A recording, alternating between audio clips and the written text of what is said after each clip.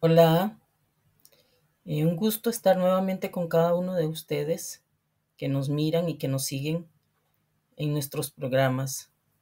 Hoy estamos con una visita muy especial, la doctora Priscila Echeverría. Ella es psicoanalista e historiadora del arte. Bienvenida, doctora Priscila. Un gusto tenerte acá. Buenos días, Laila, muchísimas gracias por esta oportunidad de comunicación. Realmente el haber estado y compartido con vos en el curso sobre envejecimiento con el profesor Luglitson Fernández de Araujo fue revelador realmente para muchas de las personas asistentes. Doctora Priscila, el gusto ha sido mío y para mí fue un honor estar presente en el curso con el doctor Ludwigson Fernández de Araujo de la Universidad de Brasil. Doctora Priscila, usted tiene un currículum bastante extenso. No lo voy a leer todo con su permiso, pero me voy a referir nada más a lo más relevante. Doctora Priscila Echeverría Alvarado, psicoanalista e historiadora del arte. La doctora Priscila es profesora catedrática en la Universidad de Costa Rica en la Escuela de Psicología en la Facultad de Ciencias Sociales, en grado y posgrado en las maestrías de teoría psicoanalítica y psicología clínica. Tiene más de 31 años en práctica docente en la Universidad de Costa Rica y 31 años de práctica de psicoanálisis. Tiene bastantes líneas de investigación. Ha participado en diferentes cursos especializados, entre ellos estuvo en una conferencia sobre el abuso sexual y el incesto, cómo actuar y qué hacer y recibir a las personas afectadas, así como en una conferencia los movimientos LGBT, preguntas y retos para la teoría y la clínica psicoanalítica.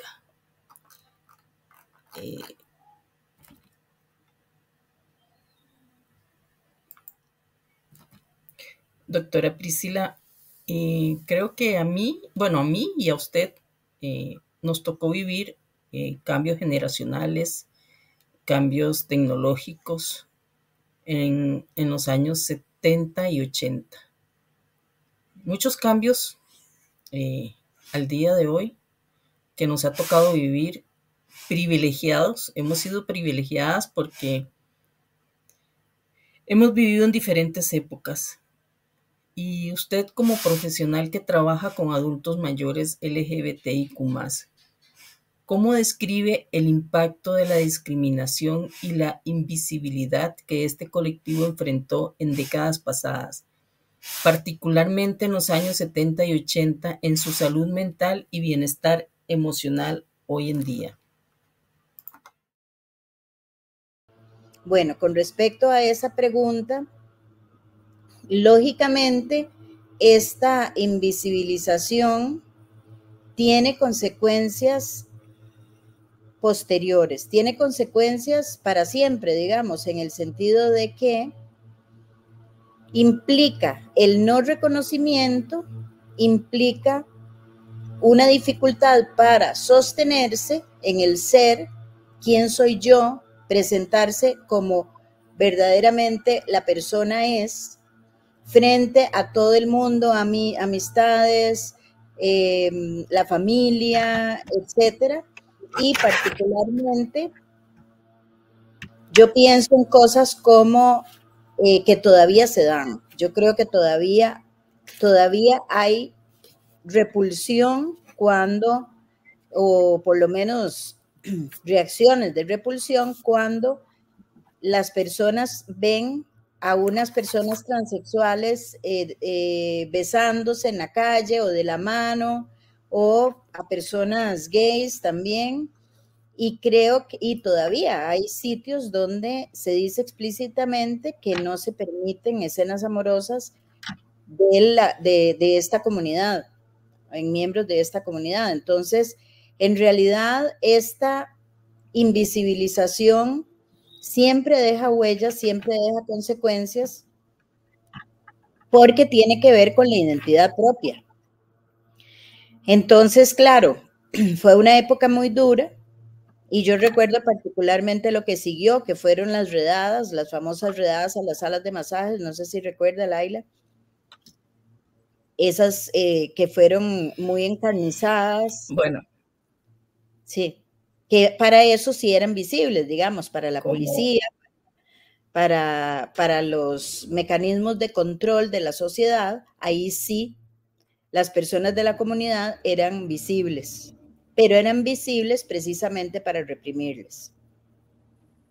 Entonces, claro que esto tiene consecuencias serias a nivel de salud mental. Ahora, ¿cómo definiríamos esto de la salud mental? Y esto de la salud mental tendría que tomar en cuenta los elementos de redes a nivel psicosocial que tienen que ver con soportes, los soportes comunitarios, los soportes de salud, de acceso a la salud, a la educación, de acceso a todas las redes de amistad también, de recreación, por ejemplo, y lógicamente las personas de la comunidad se vieron discriminadas, altamente discriminadas.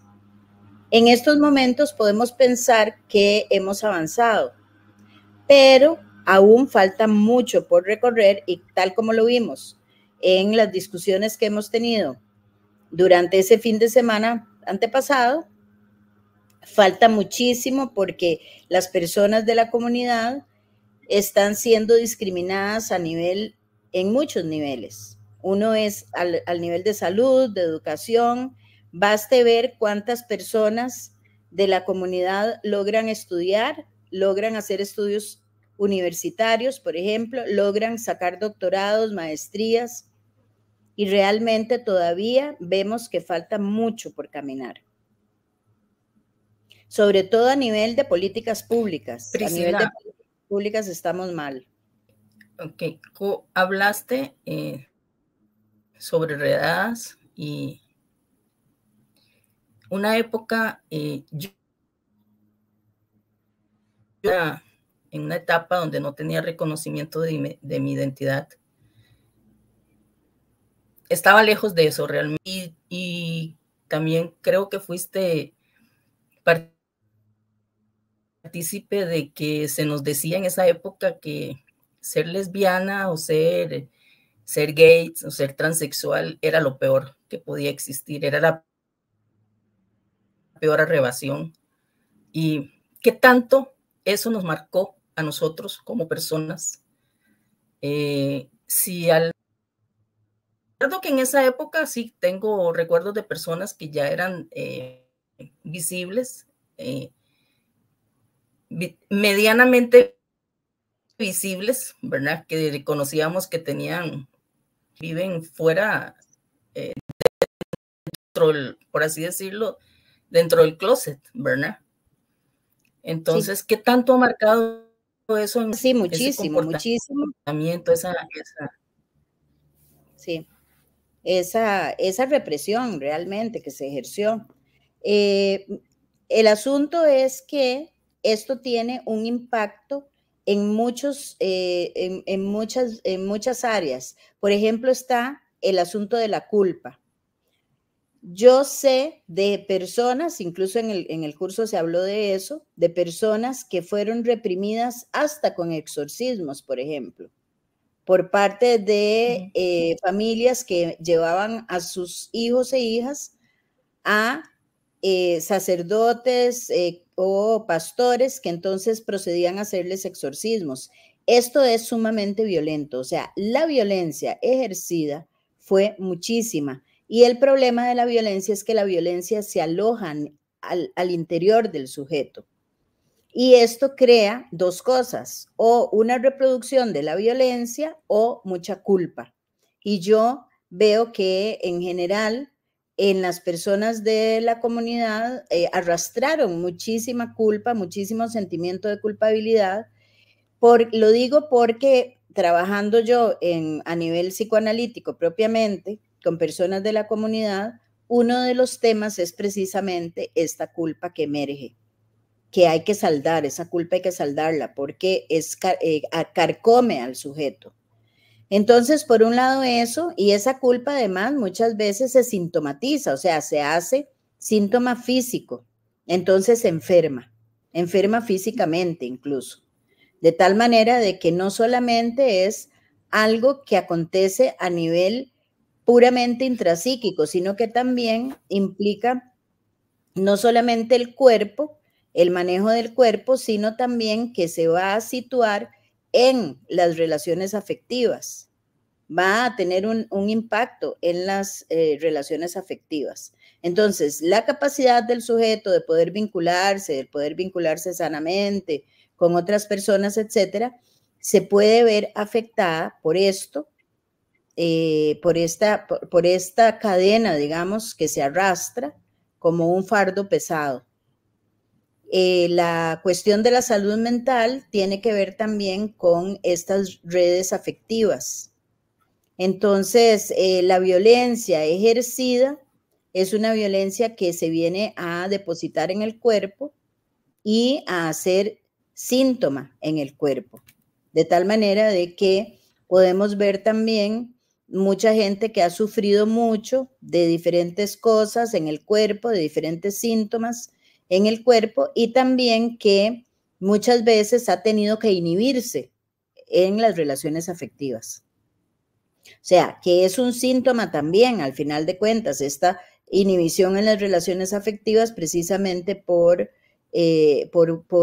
arrastrar toda esta culpa y esta violencia Priscila, que se vivió sobre hablando sí.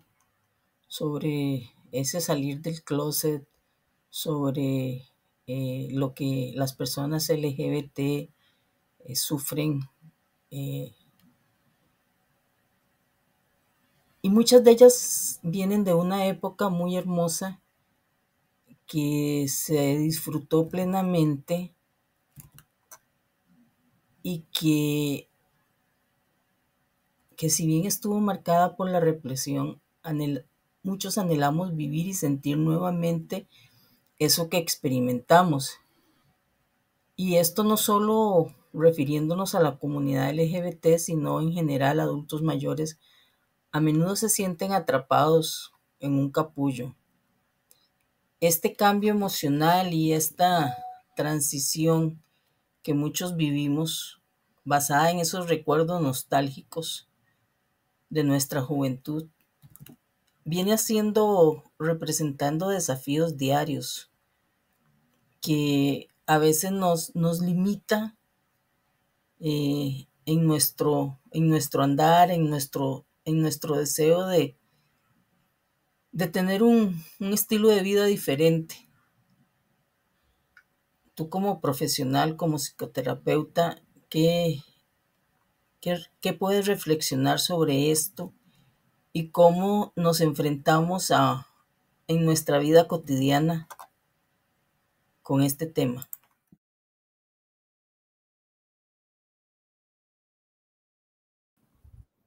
Claro, sí.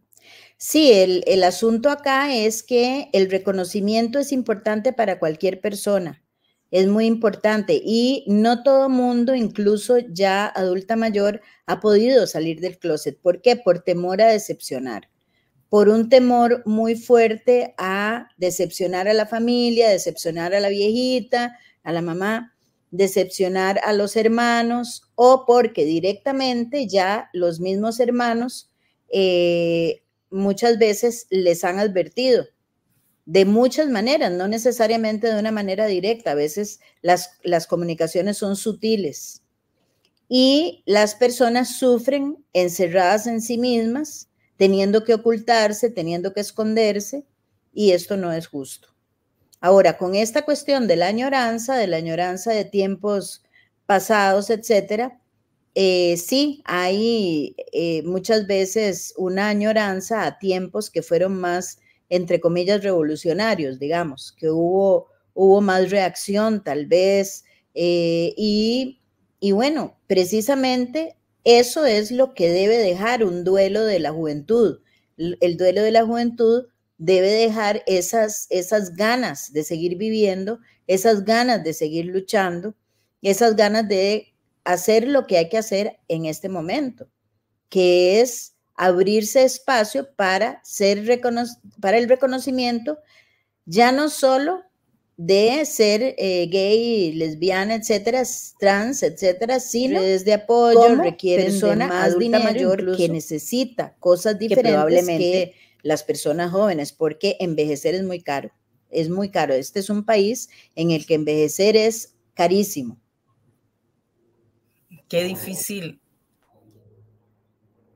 Aunque yo personalmente yo estoy disfrutando mucho mi envejecimiento, pero no todas las personas, como, aunque hemos hablado de redes de apoyo, visibilizar los problemas, pero ¿cómo hacemos eso? ¿Cómo llegamos? ¿Qué enfoques terapéuticos consideran más efectivos para abordar las necesidades específicas de los adultos mayores, tanto LGBT como personas heterosexuales? Bueno, yo diría que ajá. Yo sé que es difícil, ¿verdad? Porque hablamos de redes de apoyo, hablamos de tantas cosas, pero yo considero que es falta de oportunidades, falta de acuerpar a esas personas mayores, porque el tiempo normalmente lo tienen, es como una nueva etapa en la que estamos viviendo. ¿Qué piensas de eso, Priscila? Efectivamente, el envejecimiento, el proceso de envejecimiento, el caminar, el transitar hacia allá, a ser persona adulta mayor, a estar ya situada como persona adulta mayor, etcétera, tiene necesidades específicas. Por ejemplo, hay necesidades de atención médica más específicas, más profundas incluso que en la juventud. Probablemente en la juventud se trata más de chequeos y cosas de estas, mientras que la persona adulta mayor ya requiere generalmente ciertas intervenciones, requiere una mejor alimentación, por ejemplo, requiere ciertos insumos que es necesario que el Estado provea. Por ejemplo, la alimentación. Fíjese usted qué cara que es la alimentación. Alimentarse con productos orgánicos es carísimo, porque los productos orgánicos son más caros que los productos corrientes que se venden con químicos. Así estamos hablando de todo. La atención privada es más cara que la atención que el pagar un seguro, y así todo. Y a veces el asunto con las personas adultas mayores es que requieren ciertos insumos que la caja del seguro no da, y entonces las personas tienen que comprarlo aparte, y esto encarece la vida de las personas, y la calidad de vida se ve afectada también de las personas adultas mayores. Por otro lado, se requiere de acceso también a ciertas cosas, por ejemplo, acceso a las piscinas públicas, acceso a las piscinas de instituciones dedicadas específicamente a las personas adultas mayores. Se requiere de acceso al ejercicio, porque, por ejemplo, ahora precisamente andaba yo afuera dando una vuelta y vi a 2 personas adultas mayores en el parquecito que tenemos aquí al frente, que tiene máquinas, pero esas máquinas no están calibradas. Esas máquinas pueden incluso lesionar porque no están calibradas. Entonces, la atención de las municipalidades a estos parquecitos, que son sobre todo ocupados por personas infantes y adultas mayores, es sumamente importante. Y así con todo, ¿verdad? Las necesidades de las personas adultas mayores son muy específicas, y se requiere de que las autoridades, las municipalidades, tanto los gobiernos locales como los EBAIS, la caja, los hospitales, etcétera, tengan en cuenta las necesidades específicas de las poblaciones, y en este caso de la población LGBT. Esto es muy importante para garantizar la calidad de vida de las personas adultas mayores. ¿Y qué otra cosa me preguntabas? El papel que juega este colectivo y cómo se puede fomentar estas conexiones. Bueno, yo creo que es un colectivo muy alegre, por un lado, ¿verdad? Es un colectivo que tiende, precisamente por la historia que tiene, que ha sido una historia de luchas, de batallas, ha sido una historia de tener que organizarse. Entonces, es un colectivo también que tiende mucho a relacionarse de una manera muy alegre. Es como que el afecto que se generó, precisamente por eso, por haber estado juntos en las batallas, pues entonces les hizo personas más abiertas al mundo, más tolerantes con todo, y entonces tienen una gran capacidad para poder disfrutar de esta etapa del envejecimiento. Tienen más capacidad probablemente que otras personas. El asunto es que sí se requiere que el Estado genere políticas específicas y para esto yo creo que las organizaciones LGBT deben tirar mucho hacia eso, apuntar mucho también, porque claro, es una población que ya está envejeciendo, o sea, los pioneros, digamos, de la organización, de las batallas, de las luchas, etcétera, todas estas personas pioneras están ya en las puertas del envejecimiento. Entonces, pues hay que renovar esas fuerzas, hay que renovar esa alegría precisamente para poder pedir lo que se les debe. Sabes que yo nunca lo había visto así, pero definitivamente cuánta alegría se vive en las diferentes actividades donde asisten personas de la comunidad. Un ejemplo claro de esto es la Marcha del Orgullo. Cuánta alegría, cuánto colorido. Y siempre en todas las reuniones son muy alegres y llenas de colores, aun cuando por otro lado se abre de pecado, de libertinaje. ¿Qué tanto esta alegría, esta jovialidad, si pensamos en conjuntarla con las personas, otras personas adultas mayores, por ejemplo, en la casa de cuido que no aceptan a las personas LGBT, si se lograra conjuntar, si se lograra una unión, una convivencia, todos juntos en estos lugares, ¿qué tanto podría afectar positivamente a estas personas? Yo creo que sí, yo creo que definitivamente la convivencia permite establecer relaciones no solamente de tolerancia, no hablemos a ese nivel, hablemos de afecto propiamente. O sea, esta cercanía permite conocimiento, permite aceptación y permite además la circulación del afecto. Y yo creo que sí, yo creo que la alegría, por ejemplo, de un festival del orgullo es una alegría contagiosa. O por ejemplo, este bingo que hicieron las personas de Transvida, eso también es muy contagioso, esa alegría de hacer actividades, de poder relacionarse entre sí y también ser personas abiertas a otras personas. Hay que ver, por ejemplo, bueno, yo no sé si todavía estarán, pero cuando se abrieron los famosos bares, ¿verdad? De las personas LGBT, cómo se gozaba ahí. Qué alegría que se transmitía, cómo se gozaba, cómo se compartía.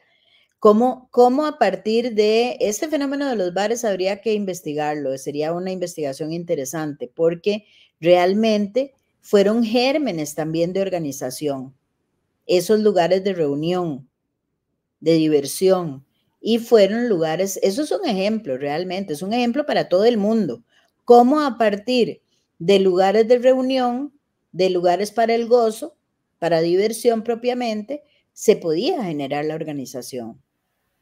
Sí, realmente sería sumamente interesante el poder realizar una investigación sobre todo eso que se tejió en un pasado en estos lugares donde la comunidad se reunía.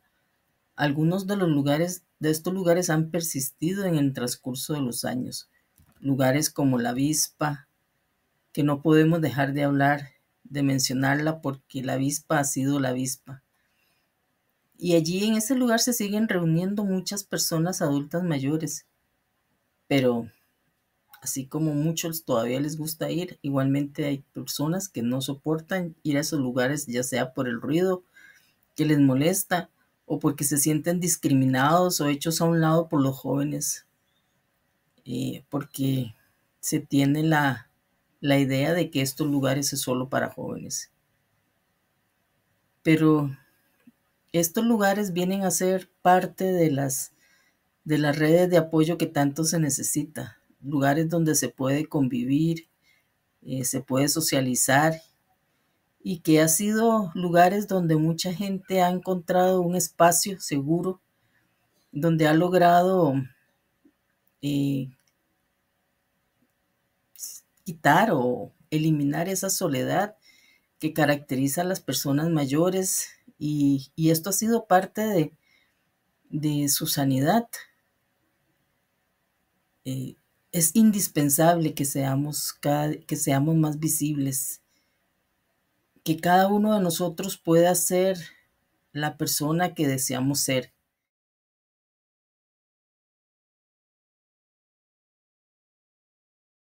Perspectiva.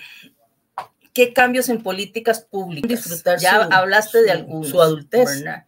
Claro. Y en salud, en salud mental, sí, en salud sanitaria, sean necesarios para los adultos mayores LGBT. Bueno, yo creo que en primer lugar hay que garantizar un servicio particular, digamos, el poder capacitar al personal sanitario, al personal de las municipalidades, hay que capacitarles para que sepan atender desde el principio, o sea, desde que la persona adulta mayor LGBT, del grupo LGTB entra a una institución, las personas que van a atenderle tienen que estar capacitadas para saber cómo, para saber respetarles, para saber, empezando por que les pregunten cómo quieren ser llamados, cuál es el pronombre a utilizar, por ejemplo. Entonces, eso, después que el personal tenga una apertura a las necesidades de la población. Entonces, para mí, una cuestión muy importante es la capacitación a todo nivel en las instituciones públicas y de bienestar social en general, la capacitación del personal. Luego, porque eso le da dignidad a la persona, eso le da dignidad. Cuando la persona es tratada dignamente, la persona se siente digna también. Después otra cosa que tiene que ver con políticas en general, a nivel de salud, el acceso, por ejemplo. Hay muchísimas personas de la comunidad que no tienen seguro social porque no pudieron trabajar. El caso de las personas trans es uno de esos. Muchas personas trans, eso pasa en todo el mundo. Han tenido que dedicarse, por ejemplo, a la prostitución porque nadie les contrata. Entonces, tiene que haber, por un lado, una campaña de concientización para las contrataciones y las primeras personas o entidades que tienen que estar abiertas son las estatales. Tienen que estar abiertas a la contratación de personas LGBT. Y, por otro lado, también tiene que haber pensiones especiales. Tiene que haber pensiones porque de otra manera estas personas van a quedar libradas ¿a qué? A la miseria extrema, a la calle. O sea, eso no puede ser. Entonces, tiene que haber una gestión especial de pensiones para las personas de la comunidad, por ejemplo. A nivel económico es sumamente importante porque muchas personas son rechazadas por sus familias. A la mayoría de la gente ya hemos visto las estadísticas y son patéticas con respecto al abandono del adulto mayor en general. Y en el caso de las personas LGBT es peor la realidad porque tiene que ver precisamente con el rechazo familiar, el rechazo muchas veces de las personas que fueron amigas pero que ya no quieren saber nada de esas personas y así. Entonces, tiene que haber un ala protectora de parte del Estado, definitivamente. Y para esto, pues hay que organizarse, hay que hacer lobby, hay que crear proyectos de ley, hay que ir a la Asamblea Legislativa, hablar con diputados, etcétera. Hay que hacer conciencia. En general hay que hacer conciencia. La recreación, tiene que haber todo un aparataje, todo un programa a nivel de recreación de las personas LGBT también específico, y tiene que haber también espacios de interacción. Espacios de interacción y por otro lado, porque eso es importantísimo para la sensación de felicidad cotidiana, los espacios de interacción. Desde los gobiernos locales yo creo que se puede hacer mucho. Desde los gobiernos locales se pueden hacer grupos y usted me pregunta por lo terapéutico. Yo creo que desde los gobiernos locales se pueden hacer grupos de apoyo, grupos terapéuticos propiamente. En mi caso, yo lo que trabajo es el psicoanálisis, pero bueno, el psicoanálisis no todo el mundo puede pagarlo también. O sea, somos muchas personas las que tenemos tarifas especiales para personas que no pueden pagar una tarifa plena, digamos, pero se requiere también mucho trabajo grupal, que yo creo que puede venir desde los gobiernos locales. Los gobiernos locales pueden contratar personas, psicólogas, trabajadores sociales, etcétera, que trabajen con grupos específicos y con grupos terapéuticos propiamente. Esto es una gran alternativa. Por otro lado, creo que la atención individual también tiene que garantizarse, o sea, tiene que haber una especie de prioridad, así como se le da en general a las personas adultas mayores, prioridad en qué sé yo, en el banco, en la fila del banco, se le debe dar a todas las personas adultas mayores, incluidas las personas de la comunidad, prioridad en la atención psicológica, en la caja, en no se vais, etcétera. Y sí, yo creo en la organización y creo en la posibilidad de plantear proyectos específicos, o sea, me parece que la comunidad debe reunirse, organizarse, plantear sus necesidades y plantear sus proyectos también. Y mandarlos a la Asamblea Legislativa, mandarlos a hacer lobby en la Asamblea Legislativa, por ejemplo. Hay gente muy preparada también en la población LGBT que puede asumir esto. Efectivamente, en las organizaciones hay mucha gente preparada, gente que ha venido, como tú dices, por muchos años, por mucho tiempo en activismo y que con el paso de los años ha envejecido. En su mayoría las organizaciones son conscientes de lo que está sucediendo y los efectos que esto produce y seguirá produciendo. Pero no se ha trabajado, no se está trabajando en crear políticas públicas en favor de las personas adultas mayores LGBT. Es necesario trabajar, es necesario ser visibles, es necesario hacer alianzas, porque no es una bola de nieve que nos va a caer encima y que va a llegar el momento en que no vamos a saber qué hacer con los adultos mayores. Entonces debemos unirnos, debemos trabajar en pro de esta comunidad. Claro. Sí, esta sensación, de hecho hablaba hace poco con un amigo que tengo, que es gay y entonces estaba acostumbrado a ir a bares, discotecas, qué sé yo, durante toda su juventud estuvo siendo partícipe de todos estos lugares, después emigró y en el lugar donde se instaló también, y resulta que me decía, es que ya yo no, me da una pereza, ya yo no, ya para ese tipo de cosas no, ya para bares y ese tipo de cosas no. Sin embargo, por ejemplo, es una persona que le gusta mucho ir comer, ir a restaurantes buenos, etcétera. Entonces, bueno, ¿qué tal si se promoviera, por ejemplo, un día? Bueno, por ejemplo, el Hotel Victoria, Victorian, el Hotel Victorian en el Paseo Colón. Ese hotel es una casa bellísima, que por dicha que la conservaron, porque es una casa bellísima y es un hotel LGBT. Entonces, tiene paquetes especiales. Entonces yo digo, bueno, ¿qué tal si precisamente una vez por semana los restaurantes ponen tarifas especiales, o el cine, por ejemplo, ponen el miércoles, qué sé yo, tarifa 50% de descuento para las personas de la comunidad LGBT, y bueno, y los restaurantes también. Entonces, promover cuestiones de este tipo, donde las personas puedan divertirse, puedan reunirse y, digamos, ya a un nivel más para sus gustos actuales.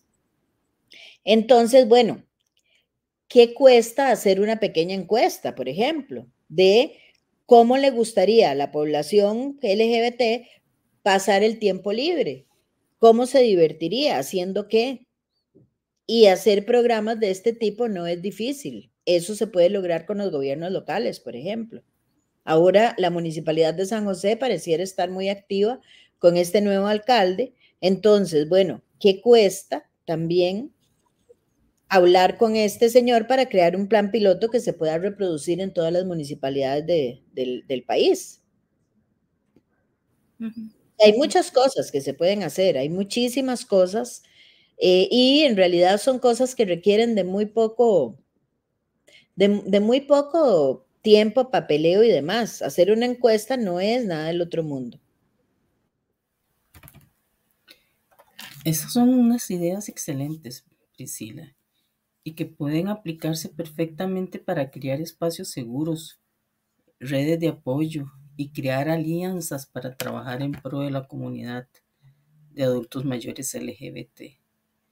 Yo personalmente hago mías esas propuestas y me comprometo a trabajar en, en crear alguna de estas iniciativas que tú tienes y poderlas llevar a diferentes organizaciones, a ver si logramos realizar alianzas.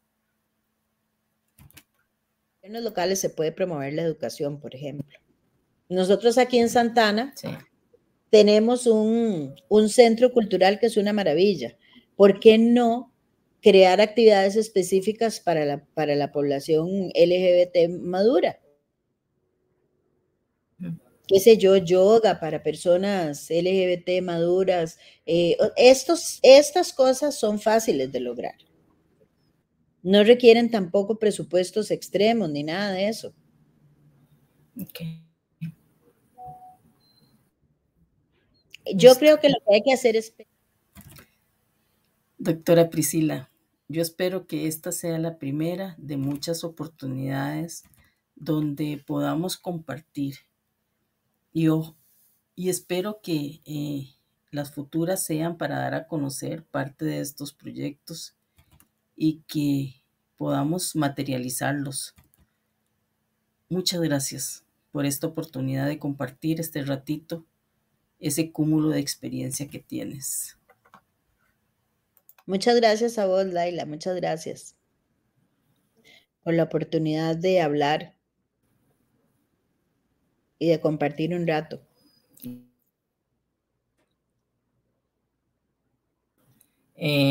A ustedes muchísimas gracias. Espero que esta entrevista les ayude a aclarar muchas ideas, mucho su ir y venir. Muy buenas noches. Buenas noches, un saludo para la audiencia. Hasta luego.